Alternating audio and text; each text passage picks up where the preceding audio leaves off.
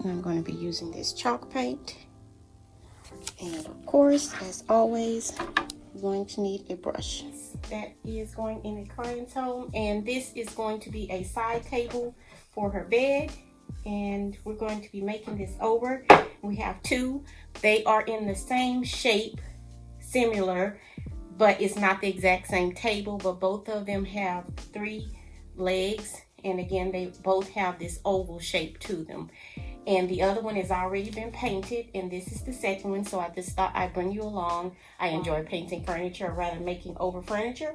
Of course, I have it on top of the turntable, and that in a previous video, how I link everything together, working a bit smarter and not harder by having to go around and get inside of all of the different areas without walking around the entire piece.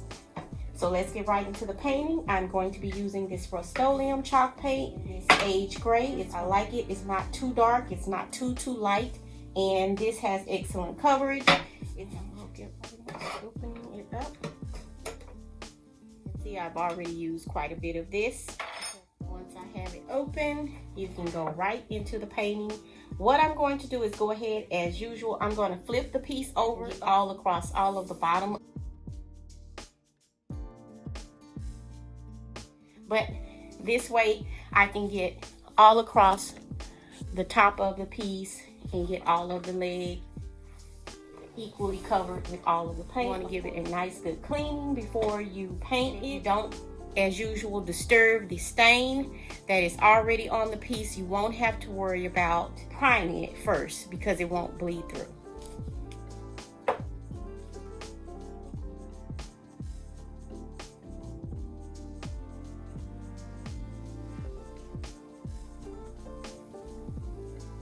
See, it goes on as always very smooth. And again, you see how easy it makes it when you are painting with the turntable. Continue just painting without having to worry about walking around the piece.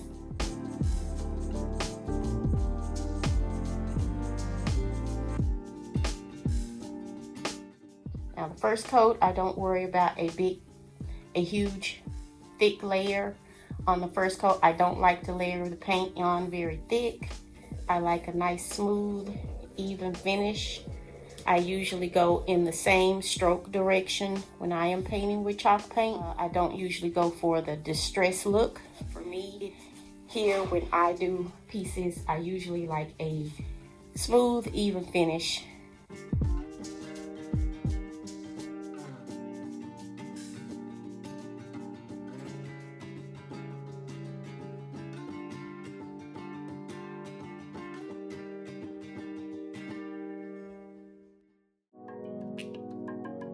Like about painted furniture, along with mixing your new pieces with it and old pieces, it adds that very eclectic overall to your home. You have to worry about everyone, you know, around you going into your friend's house and their furniture looks exactly like yours.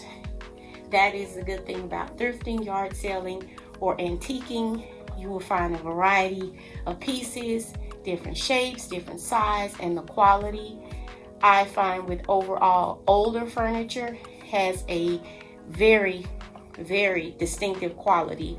The quality is not the same, and especially if it is mass produced, which is nothing wrong with that because it is affordable. Now with something like this, you don't always have to paint the bottom portion. Remember, because I turned it upside down, you won't have to always paint the bottom portion of a table, but you have to consider where the table may be landing. In other words, this was a piece that was going maybe upstairs on the top of a ledge that was open area from the downstairs, and you would see it maybe from downstairs because it is going up against maybe the stair railing. Then you will want to paint the bottom portion of your piece because it will be seen by the eye when you are downstairs. And you may be thinking that the painting process takes a long time. It really truly doesn't take a really long time to paint a piece of furniture. Of course, depends upon the size, and if you're painting cabinetry, you know, getting inside of all of the inner insides of it. You don't have to pull out spray guns and things like that. You can, and do it a whole lot faster. But you know, of course, you have to clean up your equipment and whatnot. I just choose to hand paint. I like to hand paint. It's just an old school thing of mine. I remember when I was young, and if we were moving into a house, a rental house, and my dad was a carpenter. He pretty much was an architect of some sort, and he could build houses like nobody's business. He could build anything. He could build furniture, etc. He was just a wonderful builder and a carpenter, and that was that way with many of the men in my family. They were very, very skilled in their crafts. And we had a painter, which is my Uncle Will Lee. But my dad, again, he was a builder. He was a carpenter. And that's how I learned when I was very, very young how to actually read a blueprint. The old big paper rolls but he would bring those big paper rolls inside of a big canister. It was long, and he would read a blueprint. And he would often be the foreman or the main contractor out on the job. And he could read a blueprint, and he taught me how to read a blueprint, floor plans. And I just thought it was fascinating. And as you can see, it has gone into my life as I got older. I would always want to paint. I would want to be the painter, so he gave me the job of painting the window sills. First started out, it was very, very sloppy, but I eventually learned how to control my paint way. So I am very thankful for my dad for that information and what I learned and what I gleaned from watching him being a skilled workman with his hands. He didn't go to college for it or anything like that. He learned it as he went, as he grew up. My uncle, and my Uncle Sonny, he could take a piece of wood and make a piece of furniture just with his hands. He wouldn't even use machinery. He would use his hands, a carving knife, and make beautiful handmade wooden furniture, sculpted with his hands. So you just never know what you'll glean from your family members and what you'll take into your adulthood and what you will be using. And that's just part of my story of Chanel. And maybe in a later video I can tell you about me and my shyness. I am really shy by nature. I'm a very shy person. But, you know, I'm grown now, and I've grown out of it to a certain degree. But we can talk about that later. And you see the excellent use for a turntable. Even if it's a small piece of furniture or a tray, you could still use something like that, which they normally call it a lazy Susan. I just don't want to call Susan lazy because I don't know her.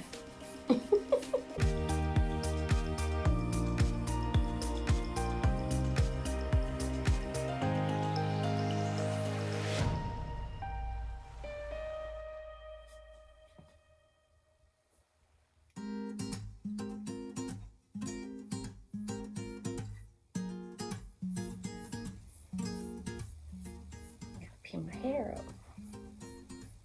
I don't need any more gray than what I already have. And I am covered. I am a silver queen, but I do tint my hair, stain it, dye it, in other words. And once it is dry, I'll go ahead and take it with my tablespoons and slip it right over onto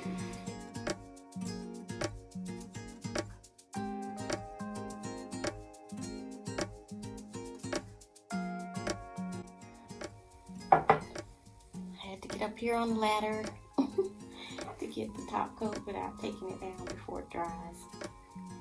I'm just going to slather on a lot of the paint so that I can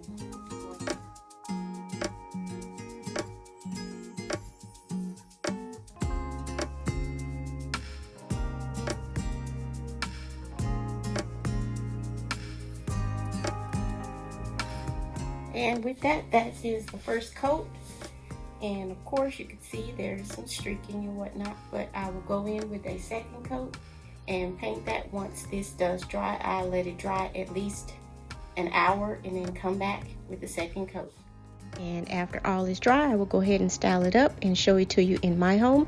And in a couple of weeks, I'll bring you back and show it in my client's space. Thank you all for joining me. And as always, stay inspired, motivated, and moving, creating something beautiful, if not for yourself, then for someone else. This has been Chanel, and I'll see you all for the next one.